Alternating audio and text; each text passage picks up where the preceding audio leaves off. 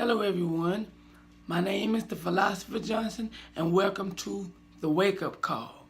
Please be sure to like, share, and subscribe as the essence of this show is to motivate and inspire. Today we will begin with the poem of the day, and afterwards, instead of our normal topic discussion, I will be giving you a fragment of my testimony, as my whole life is a testimony to the power and the grace of God. Now, the poem, I write all my poems in quotes, so I'm finna give y'all the poem. Even in the midst of darkness, God is my light. And even in the presence of evilness and wickedness, I am delivered by faith and not by sight. It was July 2015. The specific date is sort of blurred because there was a series of events that led up to other events, and all of them are dark except the light at the end of the tunnel. I was at Baker CI at the time. I had a little over 9 years in on a 12-year sentence. I was expecting to be released sometime in 2016 because somehow I had managed to receive game time for good behavior. But in all honesty, I had managed to throw rocks and hide my hand.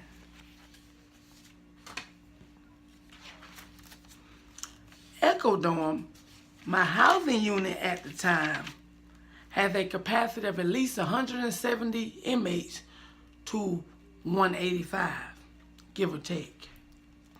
There are 6 wings in a T-shaped fashion, upstairs and downstairs. Half of the people in the dorm was gang members, wannabe thugs, or used to be thugs, etc.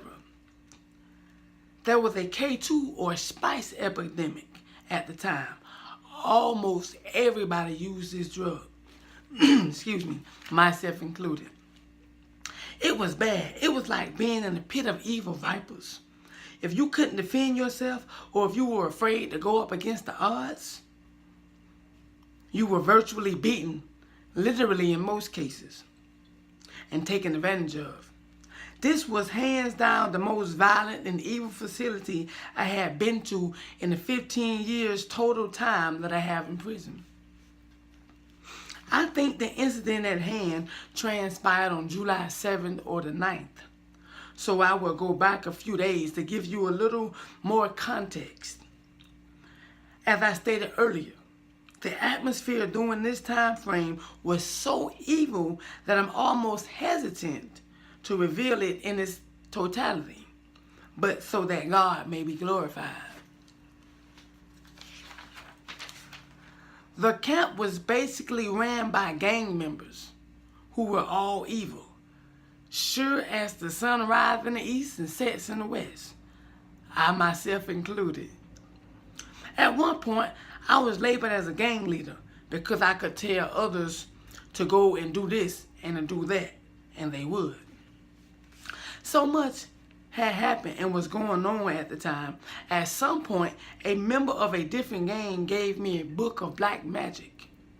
Me being a seeker of knowledge at heart, I would read and have read many books over the years. I knew not to read the spellings that I could not decipher, for who knew what would have been invoked.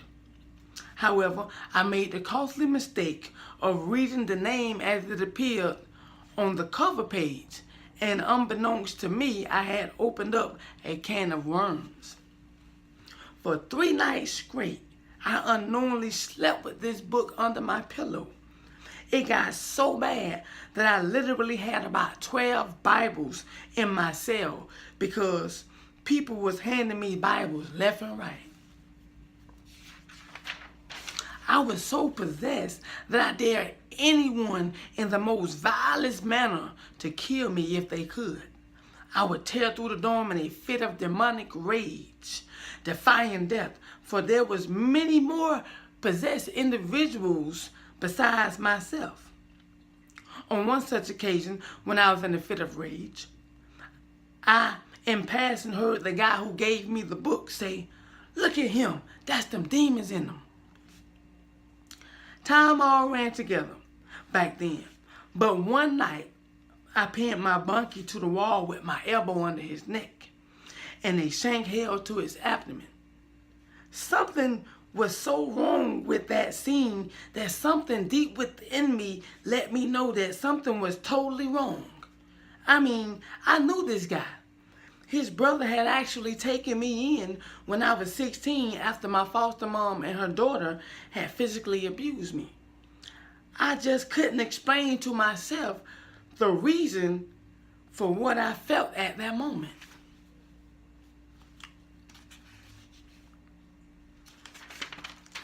I woke up 5 o'clock the next morning, and I went a couple cells down to use the cell phone.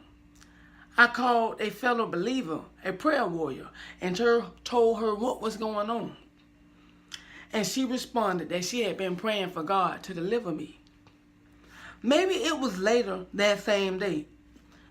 As I was laying on my bunk, I seen something descend, even through the ceiling, to settle within me. Immediately after, I sat up on the side of my bunk, and in a vision, I saw myself in the spirit. My arms and legs were outstretched away from my body. There stood before me was a monster-looking thing. It had a black hole for a mouth, no arms or legs, just a shapeless figure. It tried to come at me, but that blue light that had come through the ceiling to settle within me shot from my loins like a cord of some sort with a diamond-shaped tip having 3 points. It struck the monster and he roared, "Roar!" And immediately I was protected inside of a cube or box with 6 sides. When I came back to physical consciousness, I knew that the demon could not harm me or take my life. And I vowed that from now on, I'm fighting demons in Jesus' name. And oh yeah, while I was up in the spirit, I was taught to pray in Jesus' name, because prior to that, I had been praying to demons without even knowing. To sum things up, maybe it was the next day, I didn't go to breakfast. It was 5 in the morning. I was in my cell, pacing the floor, meditating as I had just been praying, and 3 guys came to my door asking me for a light. I shook my head in the negative instead of verbally responding. So one of them started yelling and cussing, and I responded with more aggression as I was literally outnumbered 15-1. That morning, but there was more of them, just not present at that moment. My fierceness held them back. They had a baby sword. That's how long the shank was. I attacked even as the officer watched. Later that day, one of them was wounded. At 12 a.m. that night, the same guy who had the baby sword was moved into my cell to harm me. No one knows where the authorization to move this guy in my cell came from. That night, I prayed in Jesus' name, and I went to sleep. Death was all around me, but I did not fear it. The next morning, I got word that they was setting a trap for me.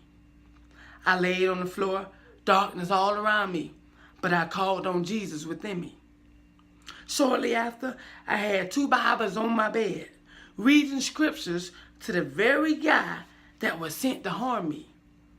I read Jeremiah chapter 1, verses 17 through 19. The Spirit told me to speak, and so I did, and he left infuriated.